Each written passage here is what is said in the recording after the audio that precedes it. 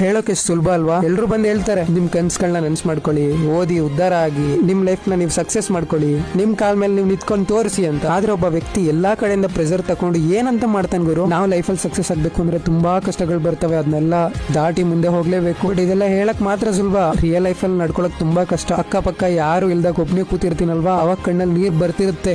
ಹೇಗೆ ನಮ್ ಕಾಲ್ ಮೇಲೆ ನಾವು ನಿಂತ್ಕೊಳ್ಳೋದು? ಹೇಳಕ್ಕೇನ್ 1000 ಜನ ಬಂದ್ಬಿಡ್ತಾರೆ, ಜೊತೆಗೆ ಒಬ್ರು ನಿಂತ್ಕೊಳ್ಳಲ್ಲ, ಯಾವ ಫ್ಯಾಮಿಲಿನೂ ಆಗಲ್ಲ, ಯಾರು ಆಗಲ್ಲ. ಅದೇ ಇಷ್ಟೆಲ್ಲ ಕಷ್ಟ ಇದೆಲ್ಲ ಅಂತ ಹೇಳ್ಬಿಟ್ಟು ಮನೇಲಿ ಕುತ್ಕೊಂಡು ಯೋಚನೆ ಮಾಡಿದ್ರೆ ಮನೆಯವ್ರು ಕೂಡ ಬೈತಾರೆ, ನಿಮ್ಗೆ ದುಡ್ಕೊಂಡು ತಿನ್ನಕ್ ಆಗಿಲ್ವಾ, ಏಜ್ ಆಗಿಲ್ವಾ, ಹಾಗೆ ಹೀಗೆ ಅಂತ. ನಮ್ ಮಿಡಲ್ ಕ್ಲಾಸ್ ಬಾಯ್ಸ್ ಇದೀವಲ್ಲ, ಅವರಷ್ಟು ಕಷ್ಟ ಪಡೋರು ಇನ್ ಯಾರು ಇಲ್ಲ ಅನ್ಕೋತೀನಿ. ಮನೇಲಿ ಯಾರಾದ್ರೂ ಸಿಸ್ಟರ್ಸ್ ಇದ್ರೆ ಬಿಡಿ, ಅವ್ರು ಎಲ್ಲಿವರೆಗೂ ಓದ್ತೀನಿ ಅಂತಾರೆ ಅಲ್ಲಿವರೆಗೂ ಓದ್ಸ್ಬಿಟ್ಟು ಆಮೇಲೆ ಒಳ್ಳೆ ಹುಡುಗನ್ ನೋಡ್ಬಿಟ್ಟು ನಾವೇ ನಿತ್ತಿ ಮದುವೆ ಮಾಡಿಸ್ಕೊಡ್ತೀವಿ. ಸೊ ಹೆಣ್ಮಕ್ಳಿಗೆ ಅಷ್ಟು ಕಷ್ಟ ಬರೋದು ಕಮ್ಮಿನೇ. ಆದ್ರೆ ಈ ಗಂಡ್ಮಕ್ಳಿದೀವಲ್ಲ ಗುರು, ಇಷ್ಟೆಲ್ಲ ಪ್ರಾಬ್ಲಮ್ಸ್ ಮಧ್ಯ ಒಂದು ಹುಡುಗಿ ಎಂಟ್ರಿ ಕೊಟ್ಟು ಕೇರ್ ಮಾಡಿ ಪ್ರೀತಿ ತೋರಿಸಿ 3 ವರ್ಷ ರಿಲೇಶನ್ಶಿಪ್ ಅಲ್ಲಿ ಇದ್ದು ಹೋಗ್ಬಿಡ್ತಾರೆ. ಆದ್ರೆ ನಾವು ಬಾಯ್ಸ್ ಬ್ರೇಕಪ್ ಆಗಿ 1 ವರ್ಷ ಆದ್ರೂ ಕೂಡ ಅವಳದೇ ನೆನಪಲ್ಲಿ ಅಳ್ತಿರ್ತೀವಿ. ಮಾಡಿರೋ ಫಸ್ಟ್ ಪ್ರೀತಿನೂ ಮರೆಯಕ್ಕಾಗಲ್ಲ, ಈ ಕಡೆ ಲೈಫಲ್ಲಿ ಸಕ್ಸಸ್ ಆಗಕ್ಕಾಗಲ್ಲ. ಎಷ್ಟು ಕಷ್ಟ ಅಲ್ವಾ ನಮ್ ಬಾಯ್ಸ್ ಲೈಫ್.